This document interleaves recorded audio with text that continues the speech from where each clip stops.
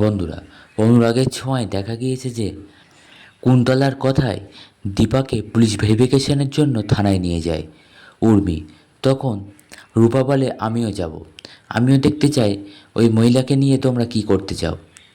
আসলে রূপা এসব নাটক করেই বলে, যাতে সবার বিশ্বাসযোগ্য হয় যে উনি রূপা এই মহিলাকে পছন্দই করছে না, তার মানে এটা দীপা হতেই পারে না। এরপরে দেখা যায় দীপাকে নিয়ে যে থানায় যায় সেই থানায় আগে থেকে কথা বলা নেই।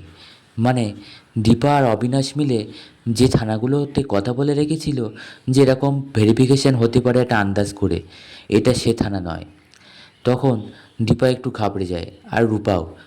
এরপরে দেখা যায় দীপাকে নিয়ে ভিতরে গেলে রূপা ফোন করে অবিনাশকে, বলে, আঙ্কেল, মাকে তো এই থানায় নিয়ে এসছে, এই থানায় তো আমাদের কথা বলা নেই। তখন অবিনাশ বলে, ঠিক আছে, আমি একবার ফোন করে দেখছি। তারপরে অবিনাশ ফোন করে শুনে দেখে যে না, এখানে কোনোভাবেই চেনাশুনো কেউ নেই।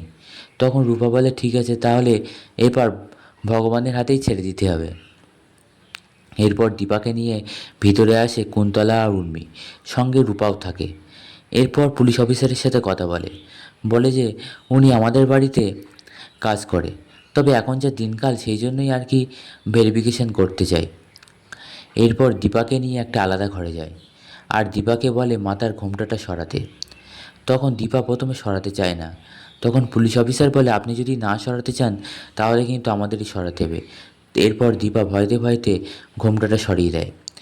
আর দীপার মুখটা দেখে তো পুলিশ অফিসার চমকে যায়, চিনে ফেলে দীপাকে, কারণ এর আগেও মিসকার কেসে দীপাকে দেখেছে। তখন বলে, মিসেস সেনগুপ্ত, আপনি আপনি এই ছদ্মবেশে, তাও আবার নিজের বাড়িতে?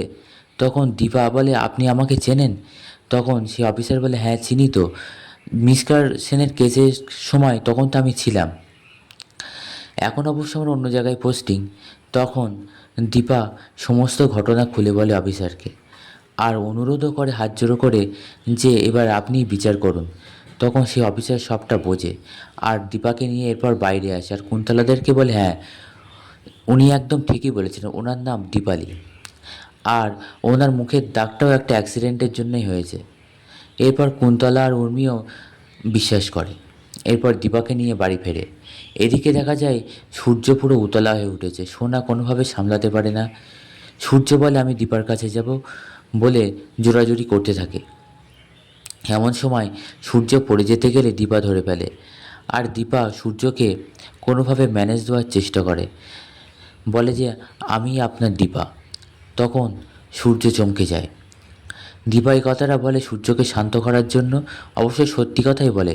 তখন সূর্য কিছু সময়ের জন্য হলেও শান্ত হয়, আর বলে, কি বললেন আপনি দীপা? তখন দীপা বলে, না না, দীপালি। এই বলে আবার বিষয়টা সবার সামনে ম্যানেজ দেয়। এরপরে দীপা বলে, আমি ওনাকে নিয়ে যাচ্ছি ওপরে, আমি শান্ত করতে পারবো। এরপর দীপা সূর্যকে নিয়ে ঘরে যায়। বন্ধুরা, এই ছিল আজকের মতন আপডেট।